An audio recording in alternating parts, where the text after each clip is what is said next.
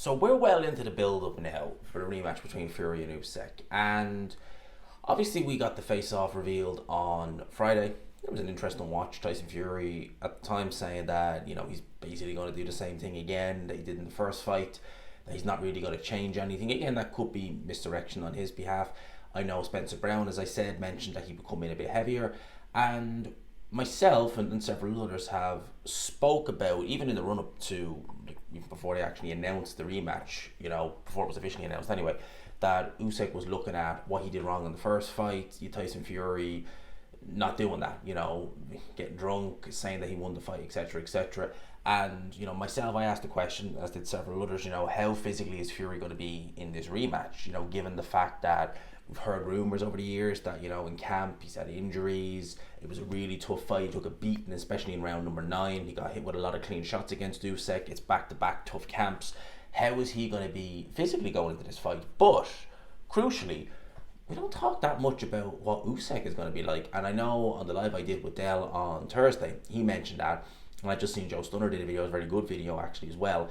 He was also asking the question, and it is something that we really actually don't think about that much, because Dell actually raised a very good point that Oleksandr Usyk, and we'll talk about Tyson Fury. Look, Tyson Fury, it's quite remarkable really that he is 36 years old. Throughout the course, it's not just something that's happened over the last few years, Tyson Fury ballooning up in between fights. He's done that throughout the course of his career. Drink, alcohol, everything, all that stuff that went on during his hiatus. And for him to still be operating at world level is actually quite remarkable, really. When you consider Fury potentially has more left in the tank than someone like an Anthony Joshua, who is the antithesis of Tyson Fury in a sense of he's the consummate professional. You couldn't have someone who lives any cleaner, than Anthony Joshua. I'm sure he does indulge himself the odd time, with alcohol and something like that, but not to the extent Fury has, and you've never seen him out of shape, in the run up to any fight throughout the course of his career. And Fury, in spite of everything, may actually have more left in the tank. It's quite remarkable, really, when you think about it. It really is. There are people like that. But we talk about Fury, but we don't talk as much about Oleksandr Usyk, because Oleksandr Usyk he's 37, but by the time this fight takes place, it'll be December 21st. I believe his birthday is January 17th, thereabouts. The same date, not the same date of birth, obviously, but the same day as Muhammad Ali. And he'd be 30, so he'd be nearly 37. He'd be basically, as near as makes no difference, he'd be nearly 30, nearly 38. So he won't be getting any younger. He's had, 300 on amateur fights. He's had over 20 pro fights, and I think from the 10th pro fight onwards, it's been world level.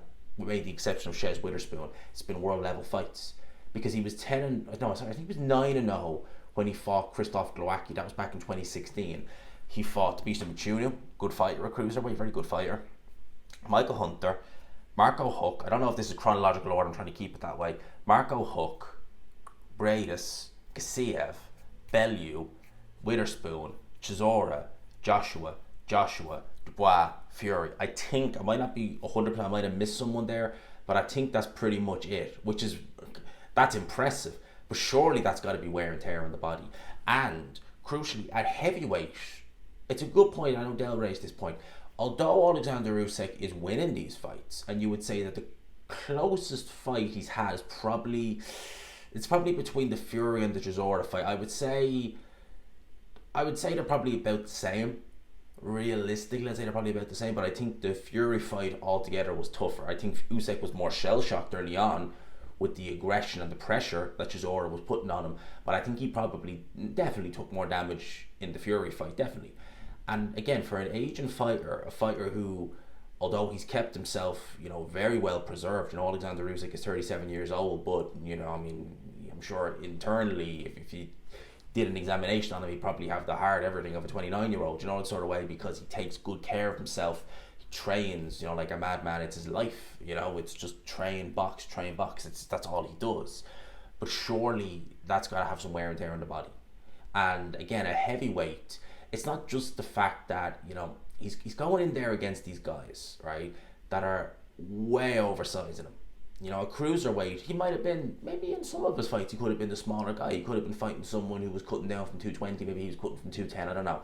But, you're not talking much of a muchness in terms of difference in weight, It's not much of a muchness. He's fighting Tyson Fury, who's outweighing him by, 50 odd pounds. Anthony Joshua, 20, 25 pounds more heavier, and that does take it out of you. That is going to put wear and tear on the body, regardless of how good you are, regardless of how clear you're winning these fights. Going in there and doing that, it's going to take it out of you. So we're talking about Fury, how is he going to get through this camp? How is all this, But then you look and you think, well, Oleksandr Usyk, and you got to remember as well, although Oleksandr Usyk is a consummate professional in the sense of he's always training, does he train with the same intensity all the time? I don't think so. I don't think he's training with, camp intensity when he doesn't have a fight lined up. I think he's just taking over. If he did that, maybe he'd have a lot more injuries. Because you remember when he moved to heavyweight originally, there was a lot of pushback on the days he'd be making his debut at heavyweight. He beat Bellew in, it was November 2018. They were talking kind of springtime thereabouts, having his debut at heavyweight. It was getting pushed back. There was an injury. There was a bicep injury. There was this, that, and the other. So even when he was making that transition into heavyweight, it wasn't as seamless. I think he was trying to obviously add a little bit of weight, nothing excessive. But even then, you could see that there was injuries starting to form where before there wasn't. And, again, as I say, surely there does have to be, there is an impact on Oleksandr Usyk. We've seen it with David Haye. That's a more extreme example. David Haye, who was never really the biggest cruiserweight, truth be told. I mean, this is a guy who wanted to, fight at heavyweight. I mean, I think he even admitted that he used to load up back when he was in the amateurs, his trunks or something with weights just so he'd be, a little bit heavier. David Haye, when you think about it like this, in the modern boxing, for a heavyweight or a cruiserweight, if you're 32 years old, what is that? It's nothing, really. You'd look at a 32-year-old as a cruiserweight, as a heavyweight, and think, oh, you've got a good 3-4 years before you really have to worry. And even then, you're probably going to be okay. David Haye was done at 32. In the modern era, and that was 2012, I think, when he was 32. That's unheard of. That's how much he mucked his body up trying to fight at heavyweight and trying to pack on extra muscle for cruiserweight. That's how much he mucked his body up. Oleksandr Usyk, it's not that extreme. But surely, adding on this extra weight, fighting these big, massive guys, pulling out those performances, surely you can only go to the well one so many times before it starts to have an effect. And you are seeing it, You go and you look at the first Anthony Joshua fight. That, for me, was Oleksandr Usyk's best performance at heavyweight, bar none. And he looked, I think that particular night, it would have taken a serious heavyweight to beat him. And I mean, I'm talking about all time. That particular night, there was very few heavyweights ever that would have beaten Usyk that night. He looked that good. There's been a noticeable decline. That's only 3 years. There's been a noticeable decline in the speed, everything of Oleksandr Usyk. And saying that, he is still so good that he is still the best heavyweight around. But it's declining fight by fight. You're seeing that. And I think that will it show up against Tyson Fury? Potentially. I think if he carries on, I think that Usyk is smart. I think maybe this is either his last fight or his penultimate fight, one or the other. Because I think Usyk knows that. I think he's spotting that. And I think he knows himself. He's not a stupid man. I think he knows he can only go to the well one too many times. So we are talking about Tyson Fury. Maybe potentially, is the body going to be able to hold up? Can he get through a camp? And I was also going to say, Oleksandr Usyk over the last couple of years, I mean, this is the quickest. This will be the quickest turnaround he's had. Jesus, in a long time when you think about it, because he went from November to October, I think was when he fought Shez Witherspoon. So he went from November 2018 to October 2019. It's 11 months, basically. I think it was about October time. He then went a year before fighting Chisora, went 11 months before fighting Joshua, went 11 months before fighting him again, went a year before fighting Dubois, and then went from August to May. I know it got pushed back a bit, but from August to May, 10 months thereabouts, 9 months I think. So, he's normally having these kind of longish stretches between camps, so your body's going to recover. This is less than 6 months. No, actually it is. It's about 6 months thereabouts actually. Sorry about that. It's about 6 months. But still, it's a big, quick turnaround.